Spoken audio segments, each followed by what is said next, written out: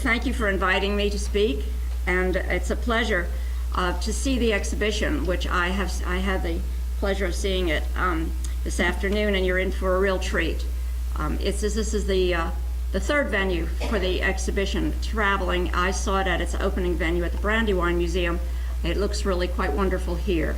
I think that you'll enjoy it, and what I'm going to do this evening is to give you a kind of a quick romp through some of the highlights of the exhibition, by which I mean some of the major ideas and themes that bind this group of works together.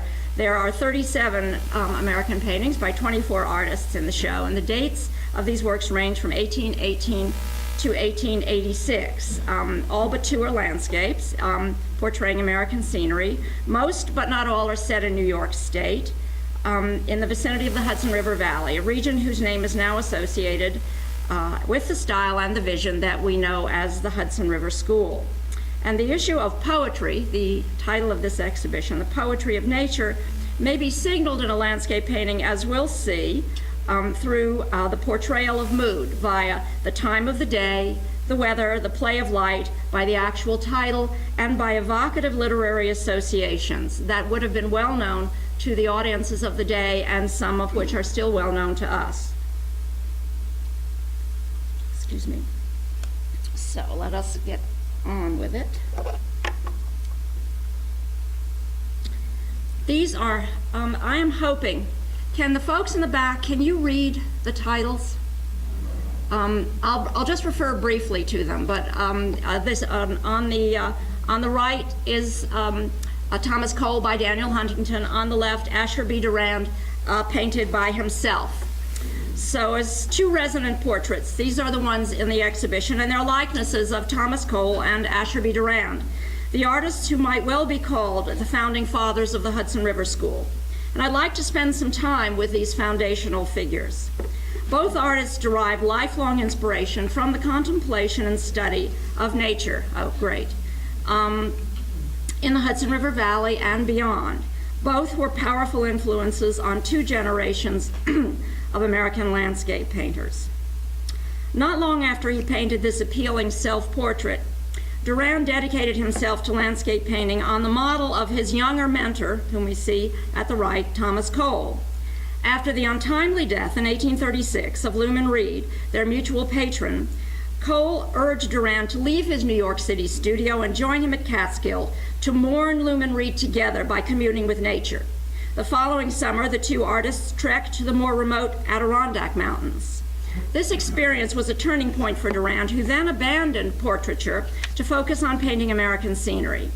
This canvas, his portrait, hints at both his skillfulness as a portrait painter — he was a splendid portrait painter — and it hints at his future ambition. Durand portrayed himself as a well-dressed gentleman holding a portfolio that surely alludes to his already long-formed habit of sketching American scenery. Huntington's straightforward portrait of Thomas Cole, as foremost painter of the American scene, portrayed the artist at 40 years of age, at the height of his career. By the mid-1840s, Cole and Durand had actually become competitors as well as colleagues. Cole's sudden death early in 1848 left Durand, who was then the president of the National Academy of Design, as the leader of the American Landscape School. Now, we're going to return to Cole and Durand and their works in a moment, but I'd like to step back. There's a section of the exhibition upstairs called The Literature of Picturesque Touring, Word and Image. And these works and their meaning are deeply interwoven with literary and print traditions. And we try to include that in this exhibition. And you see here two prints from the famous Hudson River portfolio, of which more in a moment. I want you to consider the fruitful environment in New York City that supported Cole and Durand's and other landscape painters' career. Cole and Durand were not the first artists to record American scenery. In this endeavor, all the landscape painters and their followers were united with their peers in the printmaking and literary communities. And we're looking, as I said, at two views here from one of the most famous productions of that collaboration, the famous Hudson River portfolio.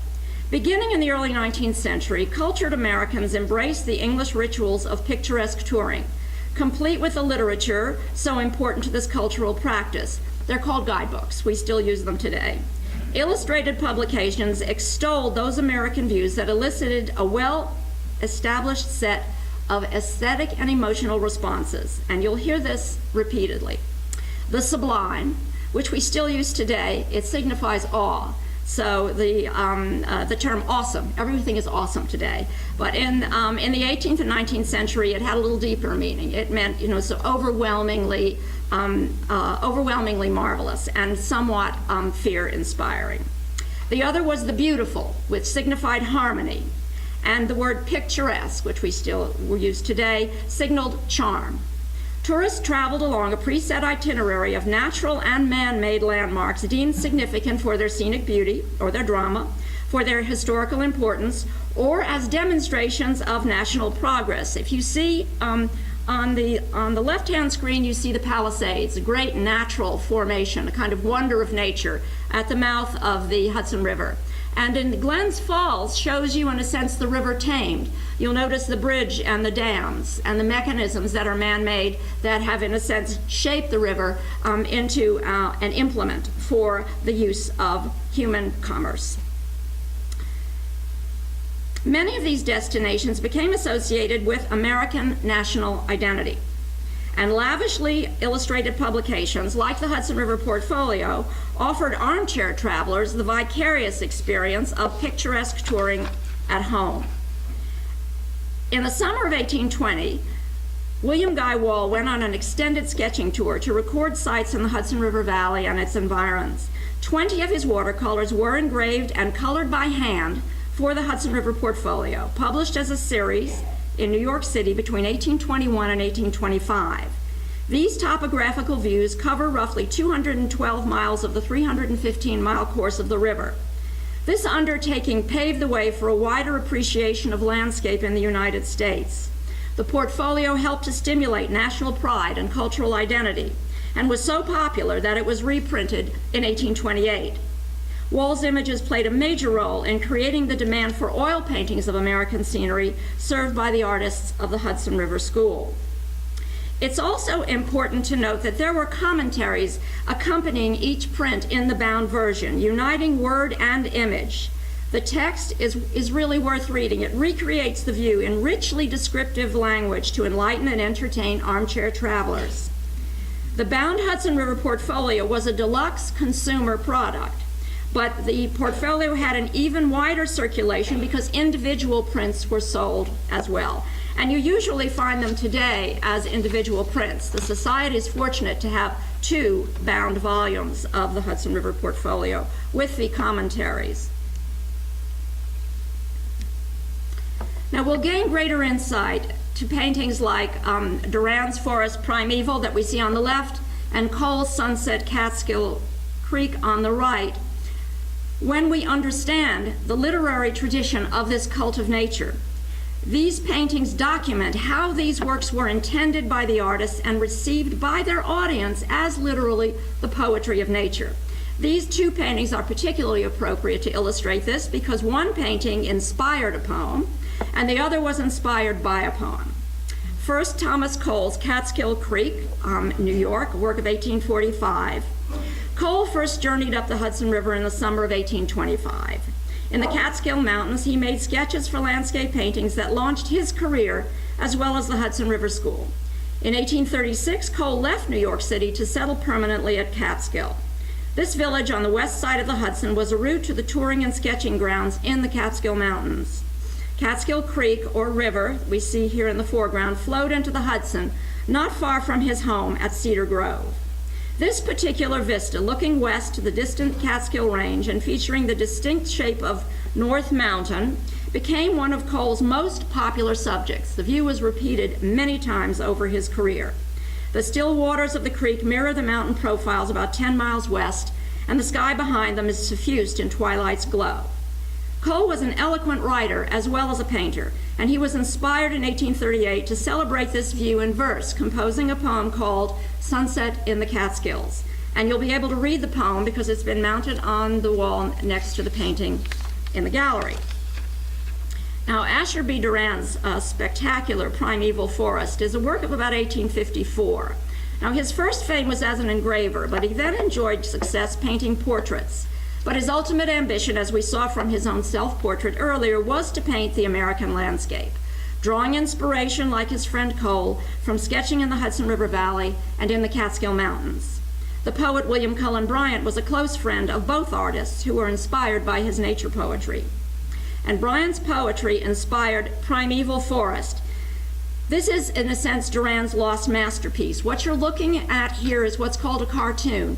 It is a full-scale painting in monochrome of a work that he then painted in color. The final version of Primeval Forest is long lost, although it's known from the literature and it's well described. But this extraordinary cartoon, probably painted for the patron before he embarked on the final work, is in the collection of the New York Historical Society. There are 3 such remarkable sepia cartoons known, and they came straight from Durand's studio to the New York Historical Society. The painting was based upon sketches made in the Ashokan Forest, deep in the Catskill Wilderness. Like Bryant's famous poem, A Forest Hymn, Durand's painting venerated the shadowy solitude of the Catskills' ancient forests. This full-scale study, called a cartoon, was the final step in creating his now lost masterpiece. And the first stanza of Bryant's poem was appended to that exhibition piece when it was shown at the National Academy of Design in 1854. And it opens, "The groves were God's first temples, in the darkling wood, amidst the cool and silence." And you can see how he evokes that in this marvelous picture. You'll be able to read the poem at length hanging next to the painting upstairs in the gallery. By the mid-1830s, with Cole's encouragement, Durand committed himself to painting American scenery. By the mid-1840s, the 2 artists were friendly competitors. Their dual leadership of the American Landscape School was widely acknowledged. In addition, the 2 artists had come to represent the poles of the Hudson River School's landscape vision. Cole, the heroic and wilderness sublime, and Durand, the domestic or pastoral. And here are examples of their signature works. Catskill Creek was sort of a quintessential example of Cole's essays in American scenery. These subjects were always in demand from his patron. And in 1836, he wrote his essay on American scenery, and it's online, and it's worth reading. And he states that the appreciation of American scenery was beyond simply an exercise in picturesque taste. It was a patriotic duty. But Cole had other ambitions as well as an artist. You see here on the left his mountain scenery, a work of 1827 that you see is in a very different mood than his Catskill Creek on the right. His fame as a painter of American scenery was secured by 1825, but he always aspired to paint the imagined historical landscapes that he considered, in his own words, a higher style of landscape. These were subjects drawn from antiquity, from literature, and from the Bible, as well as allegorical themes. Mountain scenery is conceived in this higher style. It's an imaginary conflation of the sublime, looming cliffs, plunging gorges, and massive ledges, that reflects Cole's fascination with using mountainous terrain as both an aesthetic and narrative device. Similar forbidding landscapes appear in his early biblical subjects. And you'll recognize probably the titles of his best-known allegorical subjects painted in the series of paintings from the 1830s and the 1840s. One is The Course of Empire, which is in the New York Historical Society, and the other is The Voyage of Life, which is in the National Gallery of Art. Now consider Durand's commitment to American scenery with a quick look again at the cartoon for his missing masterpiece. It's a perfect example of his vertical forest interiors. I call it the forest sublime. Whoops. Okay. Now a look at another representational Catskill landscape by Durand. He was familiar with the rolling hills situated at the base of the Shandaken Mountains, which is a range of the Catskills in Ulster County. He visited the area frequently to sketch in the 1840s and 50s. The winding stream and landscape with benign cows in the foreground is now covered by the Ashokan Reservoir. So this, in a sense, is a lost landscape.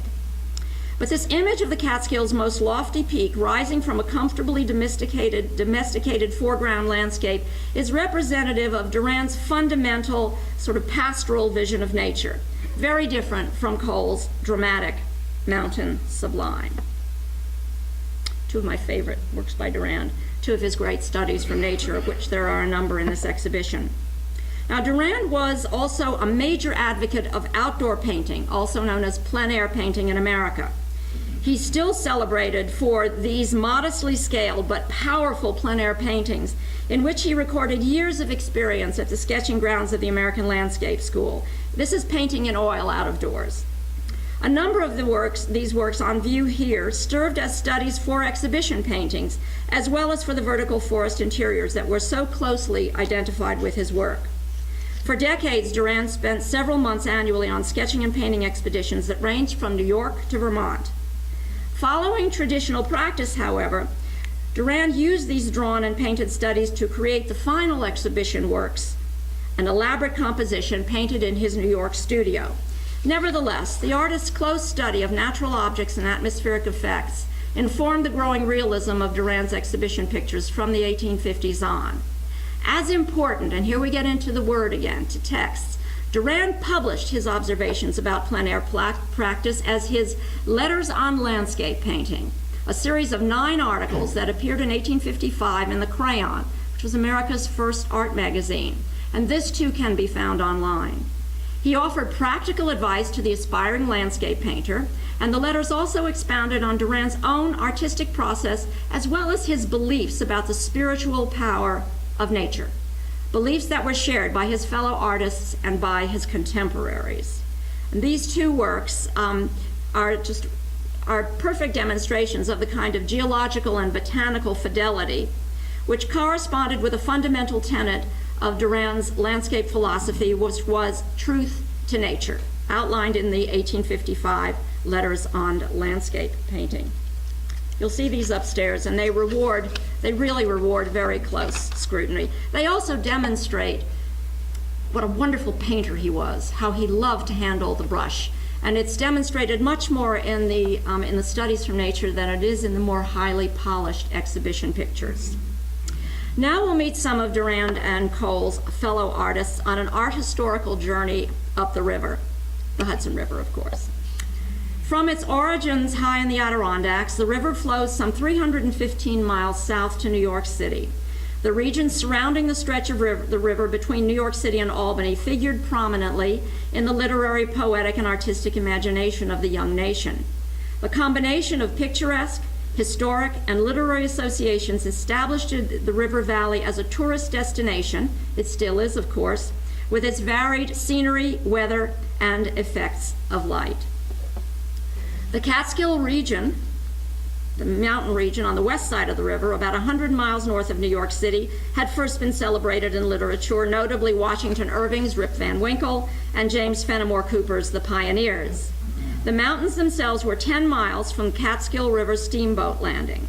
The varied terrain that these mountains and river valley offered, wooded forests, dramatic waterfalls, and spectacular views of the Hudson River, encouraged artists to paint and sketch out of doors, a practice that became a hallmark of the Hudson River School. Now a word about the paintings. Francis Silva's New York Harbor on the left. This vast natural harbor at the mouth of the Hudson River determined New York's rise as a great port, generating much of the wealth that made the city a global commercial power and a cultural center. Hudson River School artists returned from summer sketching to New York City, where important patrons and exhibition opportunities awaited. But the busy harbor itself attracted marine and coastal painters like Silva. The artist chose, and this is where we're talking about mood and poetry, the artist chose the day's end when the glow of sunset transformed the busy port into a romantic vision. Silva presents a radiant expanse of reflective water with a medley of graceful sails silhouetted against a twilight sky. In the midst of this, the profile of a sturdy tugboat approaches, its prominent smokestack a reminder of the passing of sail to steam power. And now another twilight scene, Cropsey's Greenwood Lake. Now, at the height of his career in the 1860s, Cropsey had purchased 45 acres of land in Warwick, New York, where he designed and built a mansion called, somewhat improbably, Aladdin. The artist and his family, as well as guests like William Cullen Bryant, spent summers at Aladdin for many years. Cropsey made studies there from many paintings of the local scenery in all seasons and at all times of day. This luminous twilight landscape of Greenwood Lake, which is a favorite subject of his nearby, evokes a nostalgic mood that by then might also suggest a realization of the waning power and popularity of the Hudson River School aesthetic. The artist's own declining fortune forced the sale of Aladdin in 1884. He then settled on the east side of the Hudson River in Hastings-on-Hudson in a charming cottage called Everrest, and his studio can still be visited there today, just as Cole's can be visited at Cedar Grove, and of course Church's at Olana right across the river in Hudson. Now, the 22-year-old George Henry Boughton, his work is on the left, wisely selected this classic view of the Hudson Highlands for his first major landscape effort. Boughton's ambitious canvas delineates the remains of Fort Putnam, a famous Revolutionary War stronghold near the United States Military Academy at West Point. Visiting tourists, which you can probably glimpse in the foreground, stand upon the ruined walls, reinforcing the relic's historical significance and suggesting that Fort Putnam had now a new role as a picturesque attraction. We can still visit it today. The presence of a uniformed cadet attests to the site's continuing military importance. And on the right-hand screen, Thomas Hotchkiss's Catskill Mountains haying. This is a tragic loss to the history of American art. Before his departure for study in Europe, the young Hotchkiss ranged the sketching grounds of the Hudson River School. Under Durand's influence, this native of the Hudson River Valley also painted out of doors. This landscape demonstrates the young artist's mastery of a precise yet painterly touch, combining the classic Catskill Mountain profile, which you probably recognize, with a middle distance and foreground abounding with human life and harvest labor, all in harmonious balance with nature. In 1860, Hotchkiss traveled for his health to Europe, and he settled permanently in Italy, where he painted luminous, magnificent views of the Roman Campagna. He died an untimely death from tuberculosis, leaving a small but impressive body of work to be cared for by the Durand family, who ultimately donated these works to the New York Historical Society. This is Jarvis McEntee's Over the Hills and Far Away, and Cassaleer's Catskill, essentially Catskill Creek, on the right. Many of McEntee's paintings feature the scenery. It's interesting to see how many of these artists actually hailed from the Hudson River Valley, surrounding his native Rondout, which is just south of Kingston on the west bank of the Hudson River. The artist made studies there that he developed in his New York studio into the delicately painted meditations on the seasons, like this, for which he was so well known, very characteristically subdued in both palette and in mood. And you can see how he uses the weather here and the sky, as well as the autumnal season, as sort of keys to how the viewer should respond. Many of his paintings were inspired by Bryant's poetry. Now, despite the solitary nature of works like this overcast autumnal view, McEntee himself operated at the center of New York's art world for many years, keeping a very juicy diary, which is also online, that is essential reading about the American Landscape School. A contemporary critic characterized Cassaleer's distinctive contribution by saying his skies are luminous and his distances tender and melting. There is a poetic charm in all his work. He was inspired by the influence of Cole, Kensett, and Durand to retire from the business of engraving to take up landscape painting, sketching every summer in the valley with his artist friends. He was recognized especially for such serene landscapes bathed in a very skillfully rendered, delicate, silvery haze. And if you look closely at the painting upstairs, you'll see there's a tiny figure of a young woman enjoying the view of Catskill Creek. She's in the foreground. Catskill Clove, also known as Cotterskill Clove, is a spectacular gorge in the heart of the Catskills, hallowed ground for two generations of Hudson River School painters. Durand's painting, on the left, depicts the Clove from a distant height, following the panoramic vista of heavily forested mountains and tracing the winding course of the Catterskill Creek, which empties into the Hudson River near where Thomas Cole lived. The rift runs from west to east, past Tannersville and Palinville, villages where artists and tourists could find modest accommodations and not far from the luxury lodgings to be held at the famous Catskill Mountain House. In October of 1848, Durand reported the presence of no fewer than 9 other artists working with him in the Clove, despite the cold weather. A decade later, in 1858, Hotchkiss followed his master's footsteps to the Clove, and this vigorous little tree study is a brilliant exercise in plein air painting, testifying to Durand's influence on a promising young artist. Now, more remote regions lay to the north, what we might call the American wilderness. And you see it here personified in Durand's Adirondack Mountains, a painting of about 1870. The heavily glaciated and forested terrains of the Adirondacks in northern New York State formed an even more dramatic mountain landscape than the much older Catskills. The source of the Hudson River rose in the Adirondack mountain range. Cole and Durand were among the earliest artist visitors in the 1830s. Although remote for centuries, by the mid-19th century, the Adirondack region had been co-opted into an artist, tourist, and sportsman's destination. During the Gilded Age, wealthy industrialists built elaborate compounds known as the Great Camps, some of which are preserved today as historic sites. Today, these lands form the Adirondack Forest Preserve, which was set aside by New York State in 1892 to remain forever wild. And that is clearly the Adirondacks that Durand celebrates in this beautiful panoramic painting. You will be stunned when you see it in the galleries when you realize how small it is. The physical size of the painting has nothing to do with the scale.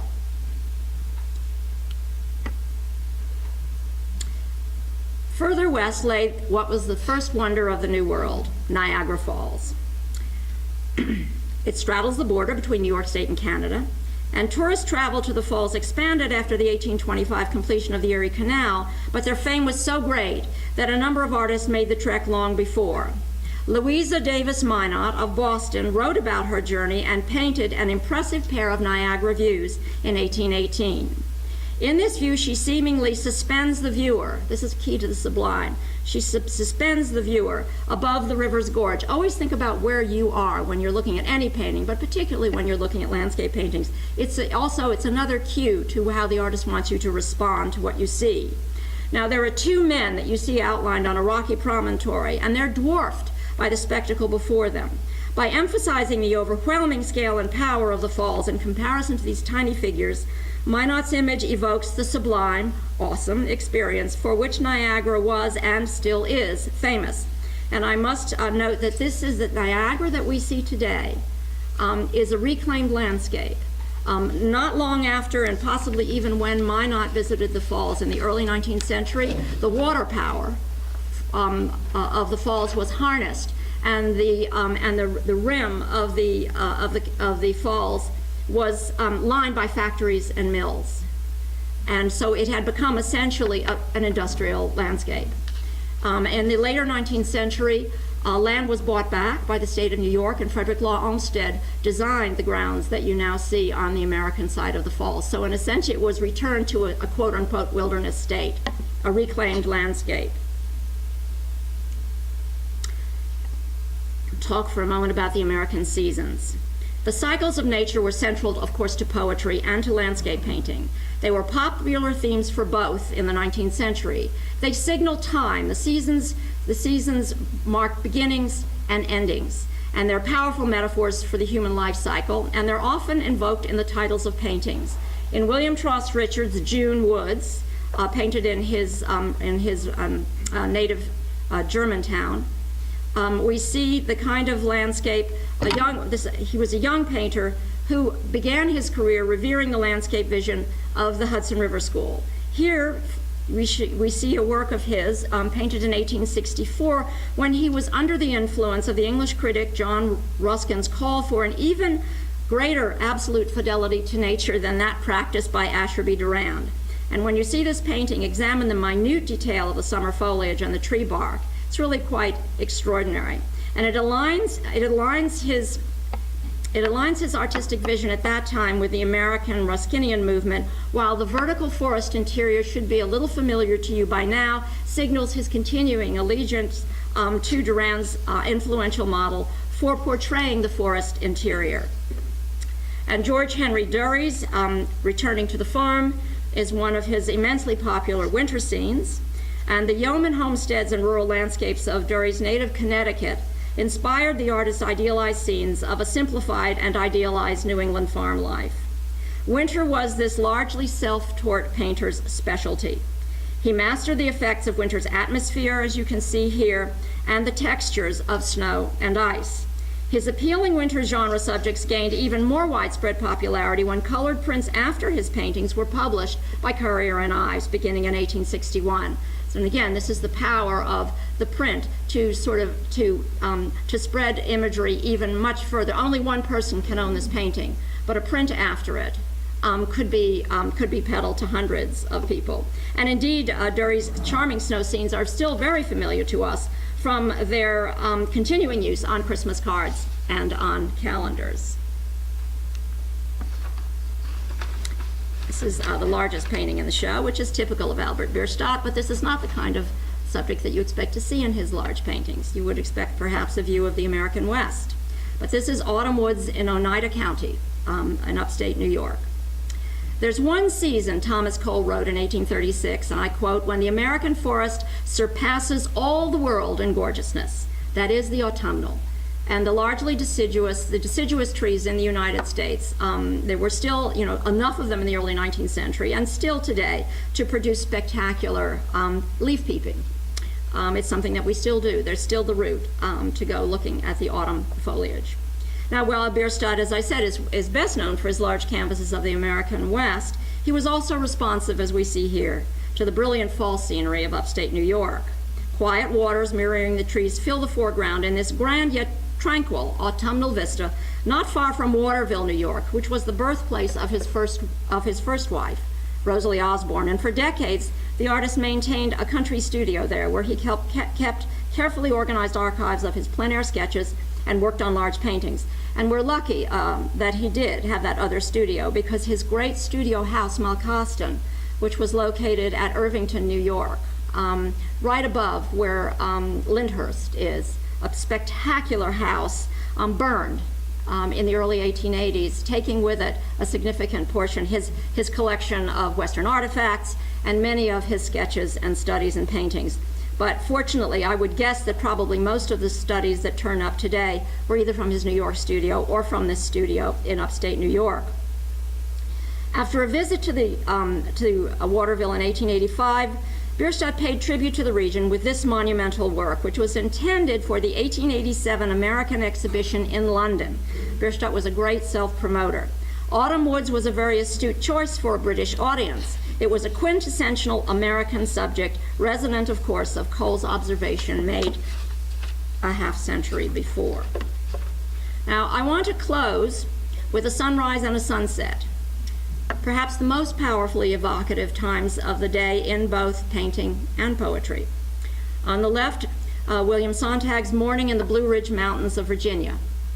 This evocative landscape portrays sunrise over that portion of the Appalachian Range known for its distinctive blue haze, which is an effect caused by the densely forested slopes. Morning in the Blue Ridge Mountains is one of Sontag's most important paintings, a commemoration of his early sketching forays into Kentucky and Virginia. This ambitious, and you'll see how large it is, mountain vista was painted soon after Sontag relocated to New York from his native Cincinnati, and it was displayed at the National Academy of Design, where it was purchased by the patron from whom it came to the New York Historical Society. Something a little different on the right-hand screen. And although John F. Kensett joined his fellow Hudson River School artists at the traditional sketching grounds, he was also drawn to the Atlantic coast. He was one of the first major landscape painters to develop a strong interest in painting coastal terrain, a subject whose popularity grew as seaside tourism developed in the second half of the 19th century. Sunset on the Coast portrays an isolated New England coastline, unpopulated but for a solitary waterfowl in the lower right.